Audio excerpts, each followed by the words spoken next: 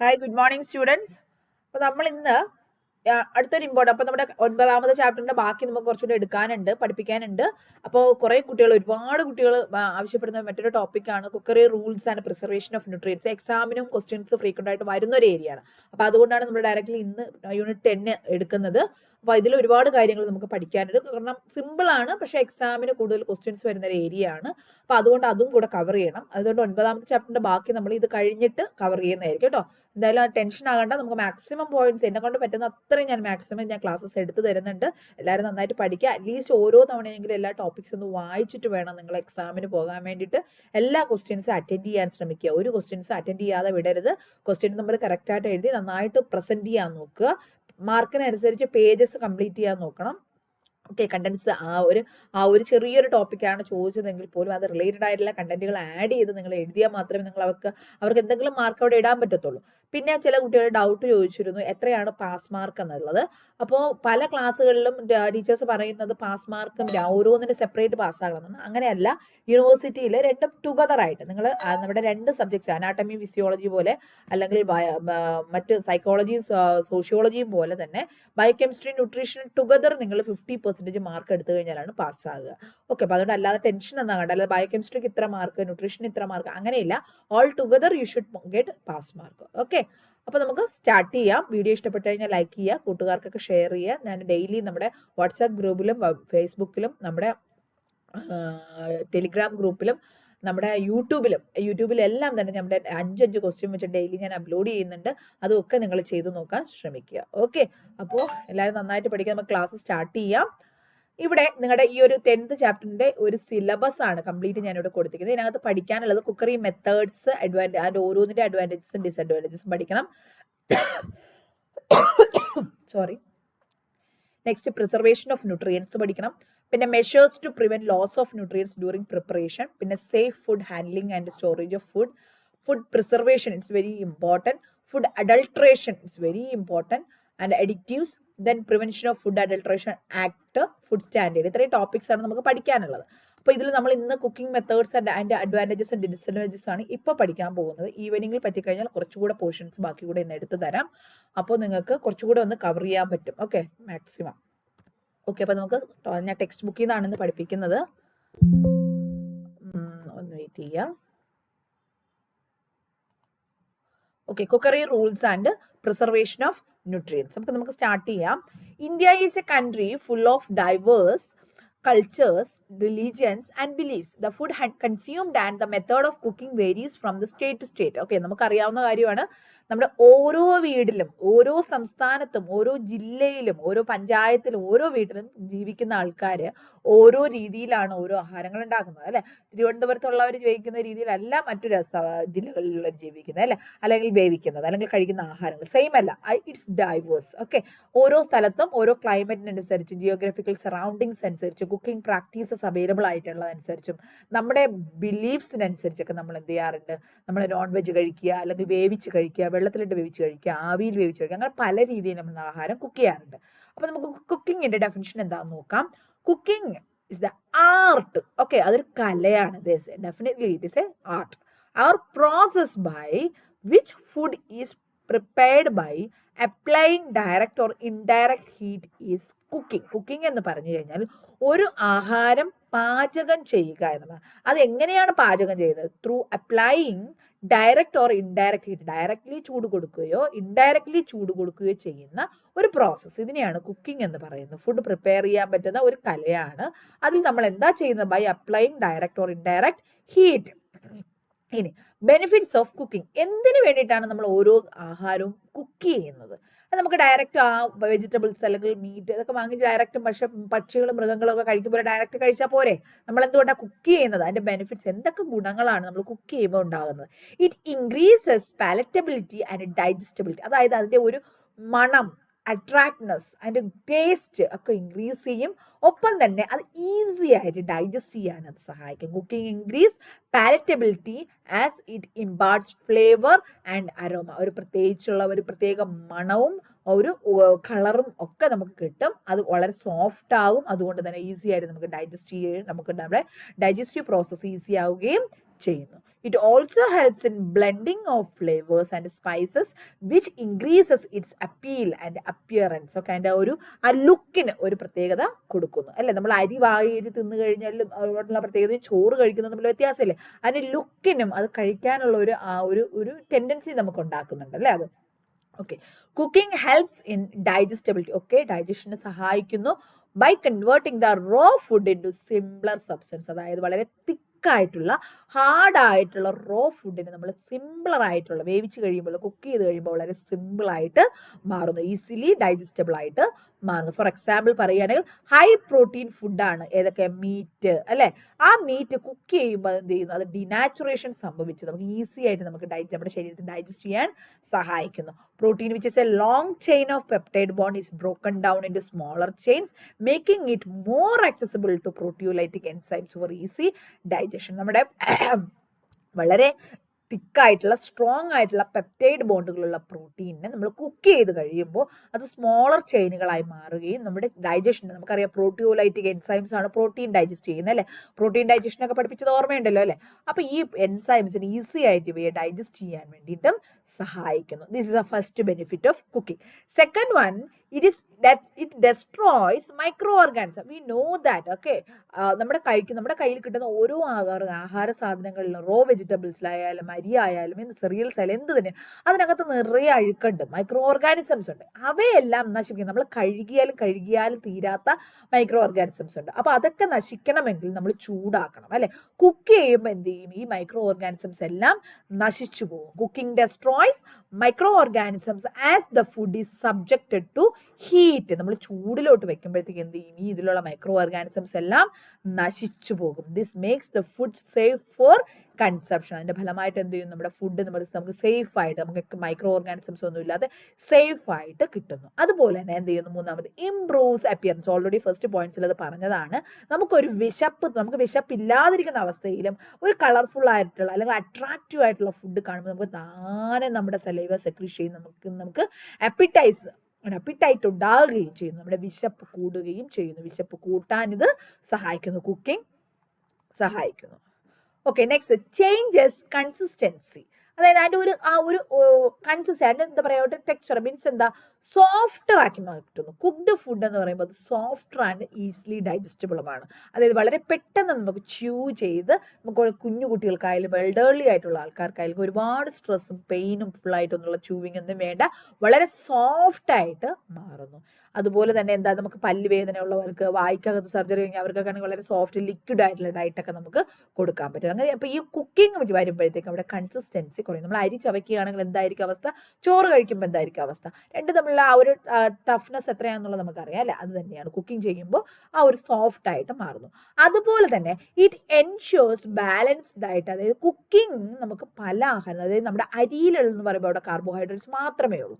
അപ്പോൾ നമ്മൾ കറികൾ കൂടെ വരുമ്പോഴത്തേക്ക് അതിനകത്ത് പ്രോട്ടീൻ വരും, ന്യൂട്രിയൻസ് വരും, വിറ്റാമിൻസ് വരും, ഫാറ്റ് വരും, കൊളസ്ട്രോൾ വരും, എല്ലാ ന്യൂട്രിയൻസ്. അപ്പോൾ ഇതിങ്ങനെ നമ്മൾ കുക്ക് ചെയ്യുന്ന വഴി പകലം ന്യൂട്രിയൻസ് കമ്പൈൻ ചെയ്ത് ഒരു ബാലൻസ്ഡ് ഡയറ്റ് നമുക്ക് ഫോം ചെയ്യാൻ സഹായിക്കുന്നു. ക്ലിയർ ആയോ?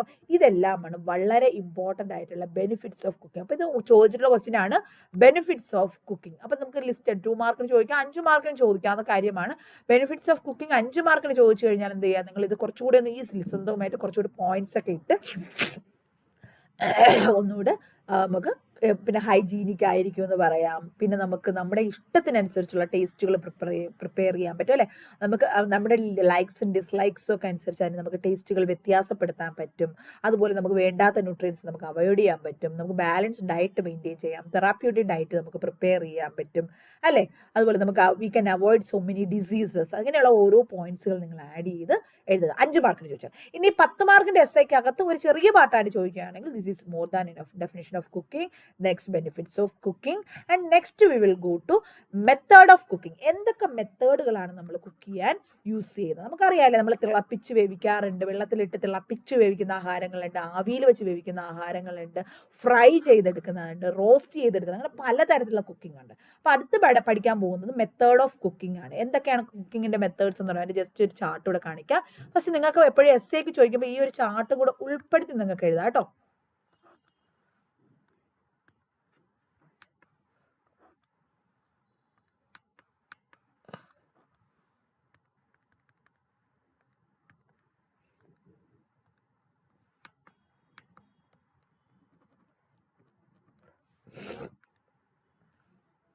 ഓക്കെ, കുക്കിംഗ് മെത്തേഡ്സ് ഏതൊക്കെയാണെന്ന് വെച്ച് കഴിഞ്ഞാൽ മെയിൻലി കുക്കിംഗ് മെത്തേഡ്സ് 3ആയിട്ട് ഡിവൈഡ് ചെയ്തിട്ടുണ്ട്. ഒന്ന് മോയിസ്റ്റ് ഹീറ്റിന്റെ കുക്കിങ്ങും, രണ്ടാമത് ഡ്രൈ ഹീറ്റിന്റെ കുക്കിങ്ങും, മൂന്നാമത്തത് ഇത് രണ്ടും കൂടെ കമ്പൈൻ ചെയ്ത് moist and dry heat combination method എന്നാണ് ഞാൻ അറിയപ്പെടുന്നത്. ഇങ്ങനെ 3 തരത്തിലാണ് മെയിൻ ആയിട്ട് ക്ലാസിഫൈ ചെയ്തിട്ടുള്ളത്. ഈ മോയിസ്റ്റ് ഹീറ്റിനകത്ത് വരുന്ന മെത്തേഡുകൾ boiling, stewing, steaming, pressure cooking, poaching, blanching, ഇതൊക്കെ എന്താണ് മോയിസ്റ്റ് ഹീറ്റാണ്. അപ്പോൾ ചിലപ്പോൾ ഇതുപോലെ ഇതിൽ ഏതെങ്കിലും 2 മെത്തേഡ് തന്നിട്ട് എന്താ പറയുക ടോസ്റ്റിംഗ് ആൻഡ് സ്റ്റീമിങ് ഇവ തമ്മിലുള്ള വ്യത്യാസം എഴുതാനോ അല്ലെങ്കിൽ 2 മാർക്കിന് അങ്ങനെയൊക്കെയും ക്വസ്റ്റ്യൻസ് വരാം. അല്ലെങ്കിൽ ജസ്റ്റ് ഇന്നൊരു മെത്തേഡ് പറഞ്ഞിട്ട് മൾട്ടിപ്പിൾ ചോയ്സ് ക്വസ്റ്റ്യനിൽ 4 ഓപ്ഷൻ ഇട്ട് ഇതിൽ ഏതാ ഈ ഒരു മെത്തേഡ് ഓഫ് കുക്കിംഗ് അങ്ങനെയും ചോദിക്കാം. അല്ലെങ്കിൽ ഇത് 10 മാർക്കിന്റെ ക്വസ്റ്റ്യനകത്ത് മെത്തേഡ് ഓഫ് കുക്കിംഗ് എന്ന് പറഞ്ഞാൽ എസ്സേയിലും ചോദിക്കാം. അല്ലെങ്കിൽ 5 മാർക്കിന് മെത്തേഡ് ഓഫ് കുക്കിംഗ് മാത്രമായിട്ട് 5 മാർക്കിനും ചോദിക്കാം. അങ്ങനെ പല ടൈപ്പിൽ ക്വസ്റ്റ്യൻസ് വരാവുന്ന ഒരു ഏരിയ ആണ്. അപ്പോൾ വളരെ ശ്രദ്ധിച്ചോളുക, വളരെ ഇമ്പോർട്ടൻ്റ് ആണ്. പക്ഷെ സിമ്പിൾ ആയിട്ടുള്ള കാര്യം നമ്മൾ വീട്ടിൽ ചെയ്യുന്ന കാര്യങ്ങളൊക്കെ തന്നെയാണ്. അവിടെ ജസ്റ്റ് ഒന്ന് അതിൻ്റെ അഡ്വാൻറ്റേജസും ഡിസഡ്വാൻറ്റേജസും ഒക്കെ ഒന്ന് പറയുന്നതേ ഉള്ളൂ.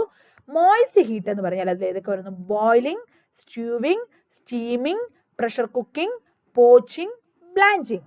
നെക്സ്റ്റ് ഡ്രൈ ഹീറ്റ് എന്ന് പറയുമ്പോൾ അതായത് ഇതെല്ലാം വെള്ളത്തിൽ ടച്ച് ചെയ്തുകൊണ്ടുള്ള കാര്യങ്ങളാണ് മോയിസ്റ്റ് ഹീറ്റ്. ഇനി ഡ്രൈ ഹീറ്റ് എന്ന് പറയുമ്പോൾ ജസ്റ്റ് ആവിയിൽ ചെയ്യുന്നത് roasting, grilling, toasting, baking, sauteing, frying, ഇതെല്ലാം ഡ്രൈ ഹീറ്റാണ്. അവിടെ വെള്ളത്തിൽ ചേർത്തല്ല ചെയ്യുന്നത്.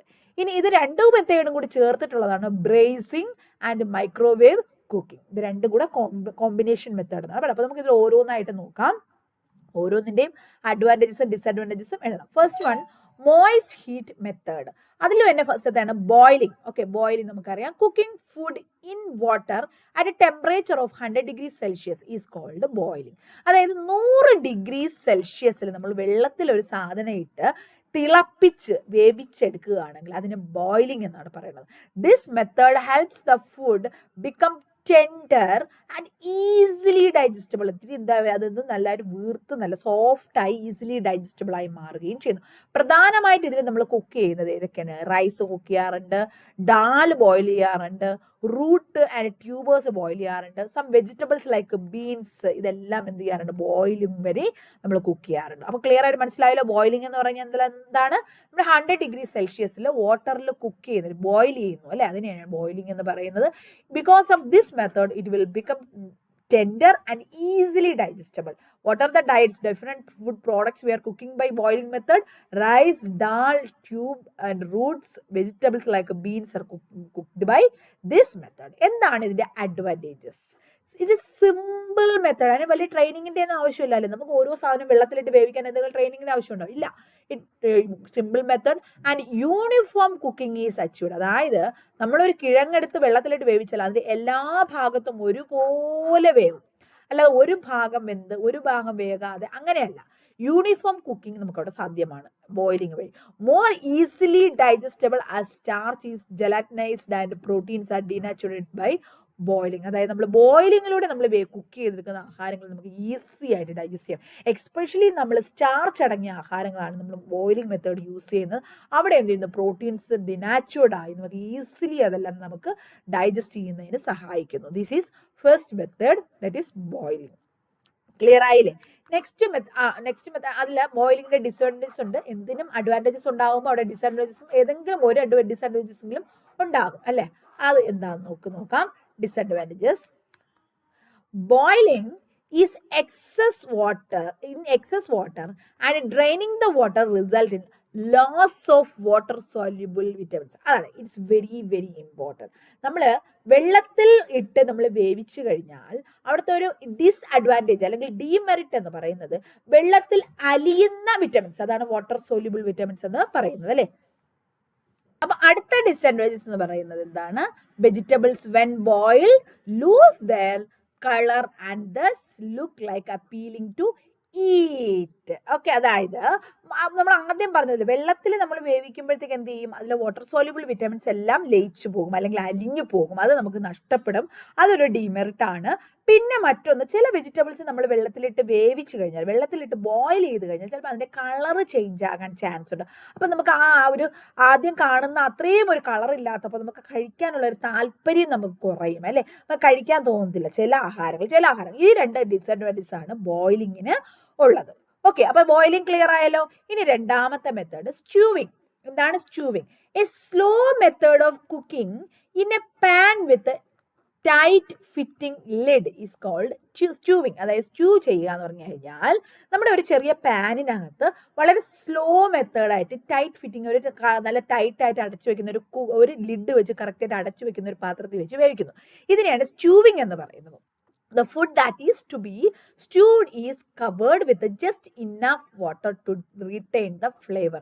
അതായത് അവിടെ നമ്മൾ വെള്ളത്തിലിട്ട് വേവിച്ച് അതിനെ ഡ്രെയിൻ ചെയ്ത് കളയുകയല്ല, നമുക്ക് അതിന് എത്ര ആവശ്യമുള്ള വെള്ളമുണ്ടോ അത്രയും വെള്ളം മാത്രം നമ്മൾ വെച്ച് നമ്മൾ വേവിക്കാം. ടൈറ്റായിട്ടൊരു ആവശ്യം ഒരു ഗ്ലാസ് വെള്ളമൊക്കെ ഒഴിച്ച് കറി ഉണ്ടാക്കുന്നു, അല്ലെങ്കിൽ സ്റ്റൂവിങ് ചെയ്യുന്നു. അതിനുശേഷം എന്ത് ചെയ്യുന്നു, അതേ വെള്ളം അതിൽ തന്നെ അത് യൂസ് ആകുക, നമ്മൾ ഡ്രെയിൻ ചെയ്യുന്നില്ല. It is cooked in low heat. അത് പക്ഷേ എന്താ പ്രത്യേകത, 100 ഡിഗ്രി സെൽഷ്യസ് ഒന്നും വേണ്ട, ലോ ഹീറ്റിലാണ് നമ്മളവിടെ. ലോ ഹീറ്റിൽ ലോങ്ങർ പീരീഡ് വെച്ച് കുക്ക് ചെയ്യാണ്. ടൈം ടു ഈറ്റ്, അവിടെ സമയം കൂടുതൽ വേണം അല്ലേ. കുക്ക്ഡ് നമുക്ക് നന്നായിട്ട് കുക്ക് ചെയ്യാൻ വേണ്ടി കുറച്ച് സമയം വേണം. ലിക്വിഡ് ടു ബി റിട്ടേൺ, അവിടെയും എന്ത് ശരി, അത് ശരിയാണ്. നമ്മളവിടെ വെള്ളം ചെറിയ വെള്ളത്തിൽ വെച്ച് ഒരുപാട് സമയം യൂസ് ചെയ്തതിന് ശേഷം വെള്ളം അവിടെ നമ്മൾ ഡ്രെയിൻ ചെയ്ത് കളയുന്നുണ്ട്.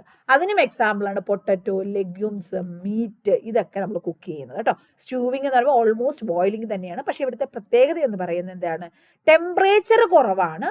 ടെമ്പറേച്ചർ കുറവ് വെച്ച് ലോങ്ങർ പീരീഡ് കുക്ക് ചെയ്യുന്നു, അതാണ് സ്റ്റൂവിങ് എന്ന് പറയുന്നത്. ഇനി അഡ്വാൻറ്റേജസ് എന്തൊക്കെയാണ്? Gives a distinct state and flavour to the food. ഇതിൻ്റെ ഒരു പ്രത്യേകത, സ്റ്റൂ ചെയ്യുന്ന ഫുഡുകളാകുമ്പോൾ അതിന് പ്രത്യേകിച്ചൊരു ടേസ്റ്റും ഫ്ലേവറും ഒക്കെ ഉണ്ടാകാറുണ്ട്. പിന്നെ വിറ്റാമിൻസ് എല്ലാം അതിൽ തന്നെ റിട്ടേൺ ചെയ്യുകയും വളരെ കുറച്ച് വെള്ളത്തിലാണ് നമ്മളത് കുക്ക് ചെയ്യുക. ഒരുപാട് വെള്ളത്തിലിട്ട് ഒരുപാട് സമയമായിട്ട് കുക്ക് ചെയ്യുന്നില്ല, കുറച്ച് വെള്ളത്തിൽ കുറച്ച് സമയമായിട്ട് കുക്ക് ചെയ്യുകയും ചെയ്യുന്നു.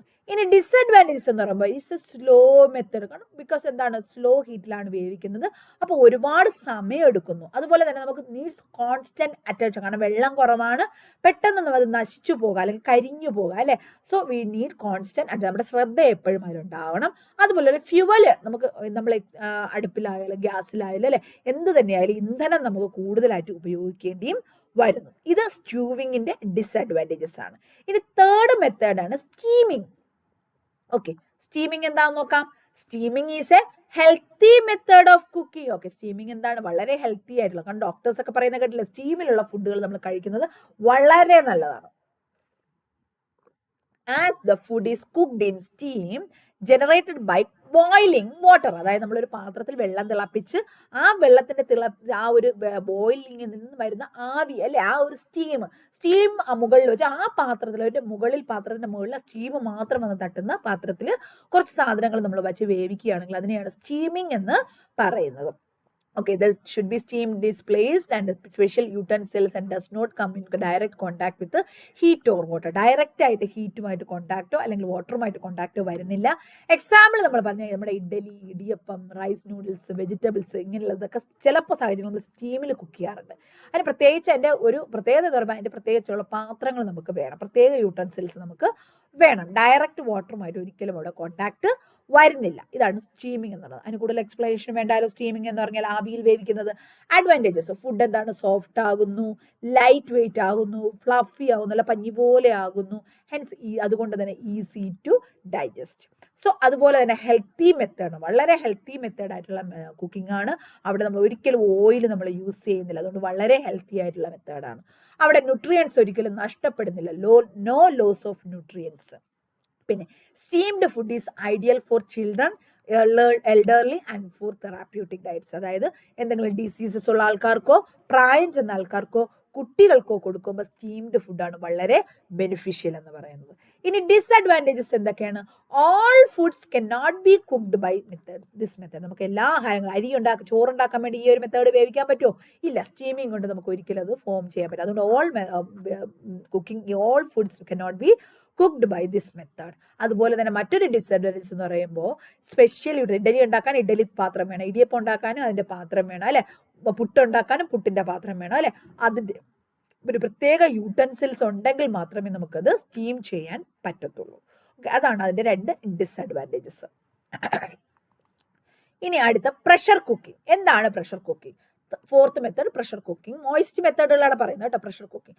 Pressure cooking is a method where steam under pressure, അതായത് അവിടെയും ആവി വരുന്നുണ്ട്, പക്ഷെ അവിടെ എന്ത് ചെയ്യുന്നു, അവിടെ ഒരു പ്രഷറാണ് അവിടുത്തെ പ്രധാനപ്പെട്ട കാര്യം. അത് നമുക്ക് കുറച്ച് സമയത്തിനുള്ളിൽ നമുക്ക് ബോയിൽ ചെയ്യേണ്ട സാധനങ്ങൾ എന്ത് ചെയ്യുന്നു, ബോയിൽ ചെയ്ത് വേവിക്കാൻ പറ്റുന്ന സാധനം അതിന് പകരം നമ്മൾ ഹൈ പ്രഷറിൽ എന്ത് ചെയ്യുന്നു, വെച്ച് വേവിക്കുന്നു അല്ലെ. അതിനാണ് പ്രഷർ കുക്കിംഗ് എന്ന് പറയുന്നത്. നമ്മുടെ കുക്കർ തന്നെയാണ്.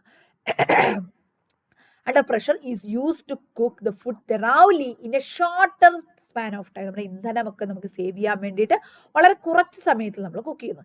In this method the temperature of boiling water is raised above 100 degree. അവിടുത്തെ ടെമ്പറേച്ചർ എന്ന് പറയുന്നത് ഇത്ര 100 ഡിഗ്രിയേക്കാൾ കൂടുതൽ ആയിരിക്കും. This method is usually used extensively rice. നമ്മൾ ബോയിലിംഗിൽ യൂസ് ചെയ്യുന്ന അതേ സാധനങ്ങൾ തന്നെയാണ് നമ്മൾ ഇവിടെയും യൂസ് ചെയ്യുന്നത്, പ്രഷർ കുക്കറിലും യൂസ് ചെയ്യുന്ന rice, dal, roots and tubers. But കുറച്ച് സമയം കൊണ്ട് നമുക്ക് നന്നായിട്ട് കുക്ക് ചെയ്യാൻ പറ്റും. Fuel and time are saved. ഇന്ധനം സേവിക്കാം, സമയം സേവിക്കാം. പിന്നെ എന്താണ്, ഇറ്റ് ഈസ് ഫാസ്റ്റർ മെത്തേഡ് അല്ലെ. നമുക്ക് പെട്ടെന്ന് വേവിച്ചെടുക്കാൻ പറ്റും. ബോയിലിംഗിൽ വേവിക്കുന്ന എല്ലാ സാധനങ്ങളും നമ്മൾ പ്രഷർ കുക്കറിൽ വേവിക്കാറുണ്ട് വിത്തിൻ ഷോർട്ട് ടൈം. അവിടുത്തെ അതുപോലെ തന്നെ എന്താണ്, ലോസ് ഓഫ് ന്യൂട്രിയൻസ് അവിടെ വരുന്നത്. കാരണം പ്രഷർ കുക്കറിൽ കറക്റ്റ് വെള്ളം വെച്ച് വേവിച്ച് ഡ്രെയിൻ ചെയ്യാതിരിക്കുമ്പോൾ നമുക്ക് അവിടെ ന്യൂട്രിയൻസ് ഒന്നും നമുക്ക് നഷ്ടപ്പെടുന്നില്ല, flavour നഷ്ടപ്പെടുന്നില്ല.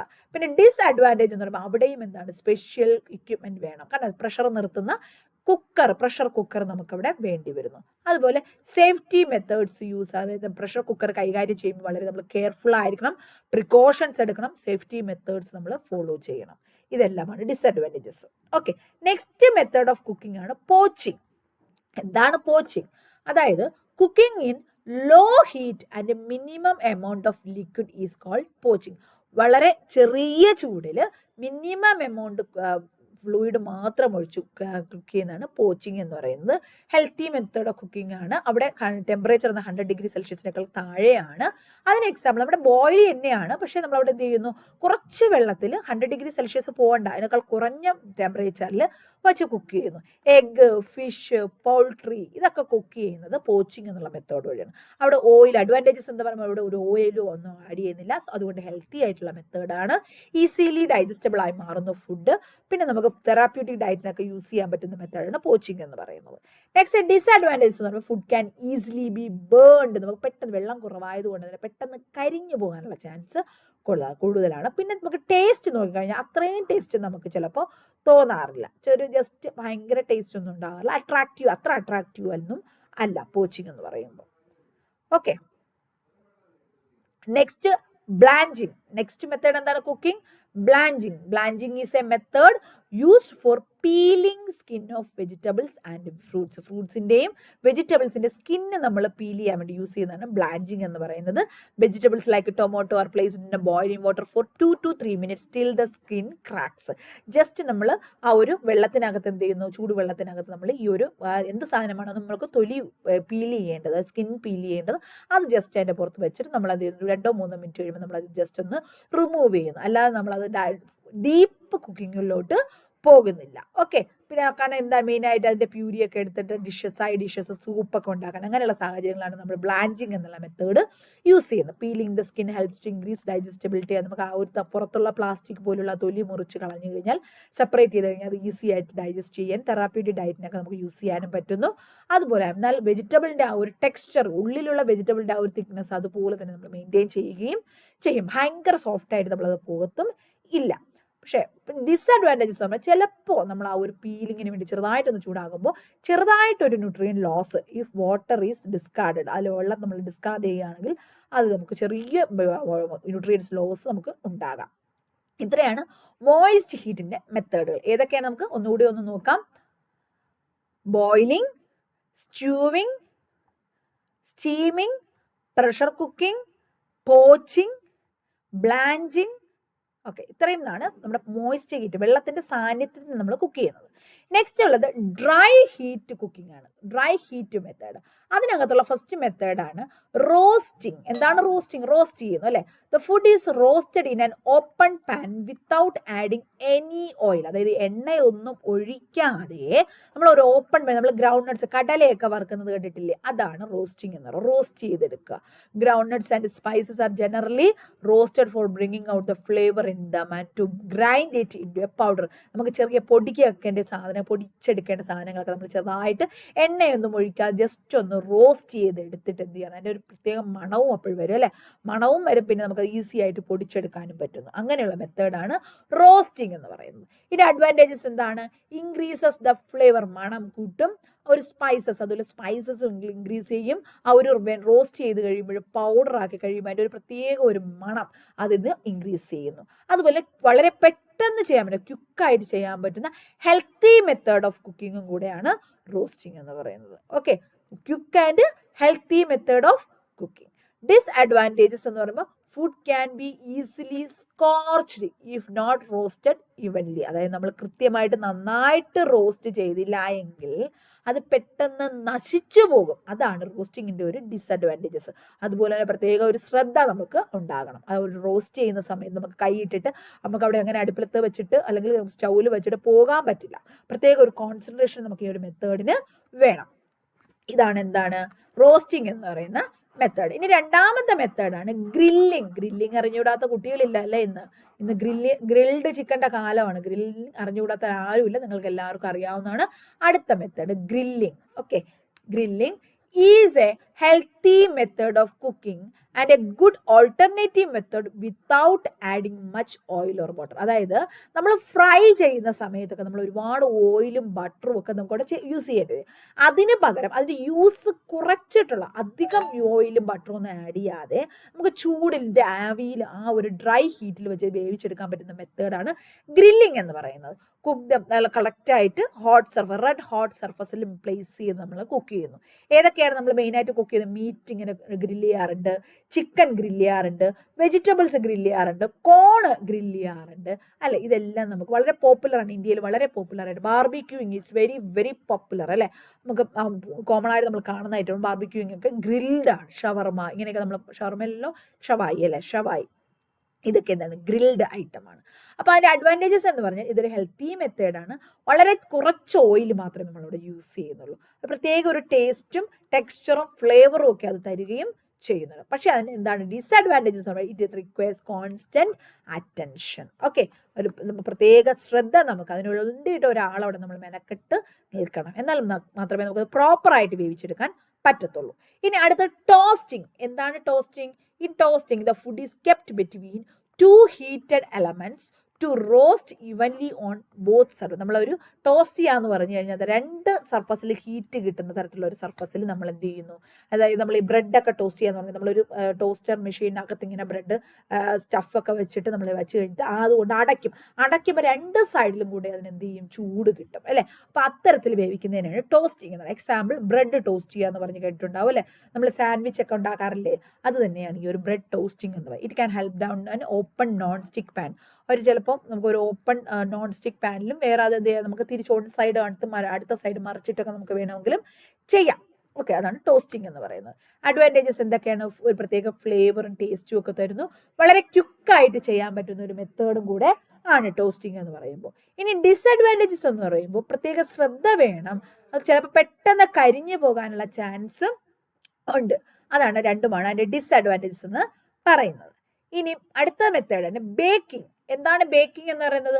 Food is cooked in an ഓവനിൽ കുക്ക് ചെയ്യുക അല്ലേ. ഡ്രൈ ഹീറ്റ് അപ്ലൈ ചെയ്ത് ഓവനിൽ കുക്ക് ചെയ്യുക.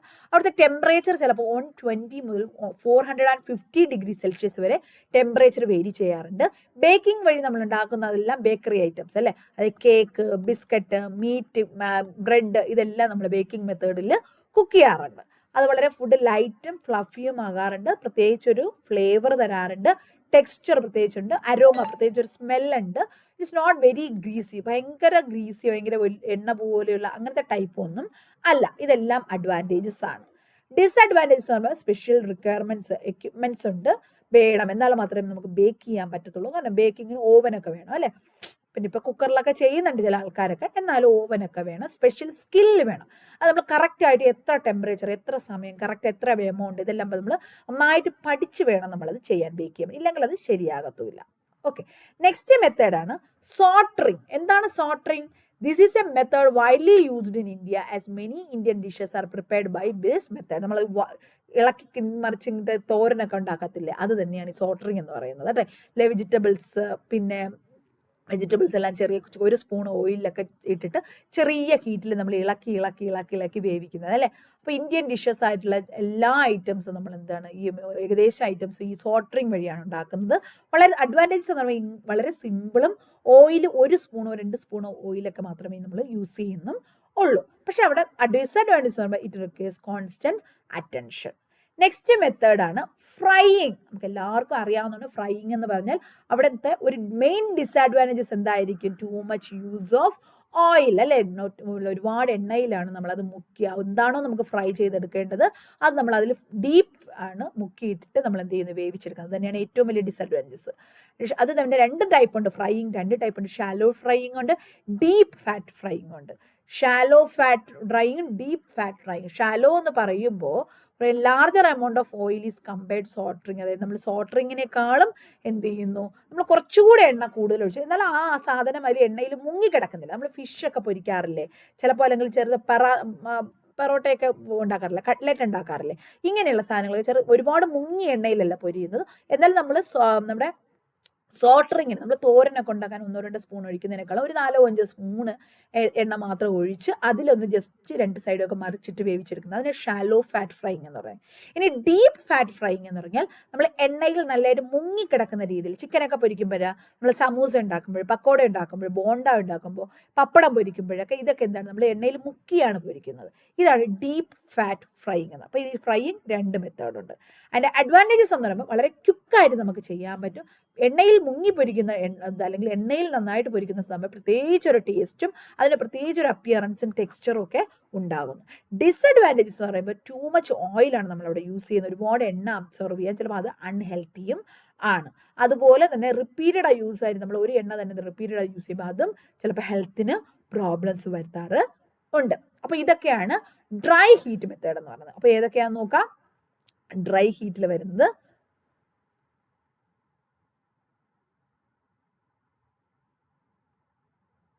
roasting. First one roasting, second one grilling, third one toasting, fourth one baking, fifth one frying. Okay, ഇത്രയുമാണ് നമ്മുടെ ഡ്രൈ ഹീറ്റ് വരുന്നത്. ഇനി അടുത്തത് ഇത് രണ്ടും കൂടെ കമ്പൈൻ ചെയ്ത് വരുന്ന അല്ലെങ്കിൽ കോമ്പിനേഷൻ മെത്തേഡ് എന്ന് പറയുന്നതാണ് അടുത്ത് നോക്കാൻ പോകുന്നത്. അതിൽ വരുന്നതാണ് bracing and microwave cooking. Okay, ഇത് രണ്ടുമാണ് വരുന്നത്, ബ്രേസിംഗ് ആൻഡ് മൈക്രോവേവ് കുക്കിംഗ്. നമുക്ക് എന്താണ് നോക്കാം. ബ്രേസിംഗ് എന്ന് പറഞ്ഞാൽ this is a combined method of roasting and stewing. Roast ചെയ്ത് പിന്നെ സ്റ്റ്യൂ ചെയ്യുക, അതാണ് ബ്രേസിംഗ് എന്ന് പറയുന്നത്. ഒരു pan covered with tight fitting lid. ഒരു പാനിൽ തന്നെ നമ്മൾ ഒരു എന്ത് ചെയ്യുന്നു, ആദ്യം നമ്മൾ സ്റ്റ്യൂ ചെയ്യുന്നു, പിന്നെ അത് റോസ്റ്റ് ചെയ്യുന്നു.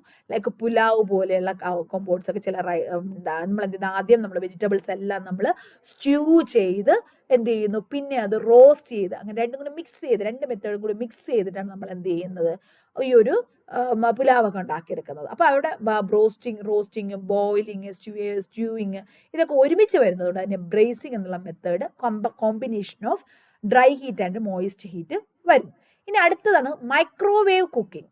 Microwaves are electromagnetic waves with a wavelength in range of 4 അതൊന്നും വേണ്ട. In this method, food is cooked in a microwave oven. ഓവനിലാണ് നമ്മൾ കുക്ക് ചെയ്യുന്നത്. Food should be kept in containers usually made by special പ്ലാസ്റ്റിക്കോ special ആയിട്ടുള്ള glass പാത്രങ്ങൾ, plastic പാത്രങ്ങൾ, ceramic ആയിട്ടുള്ള പാത്രങ്ങളുണ്ട്.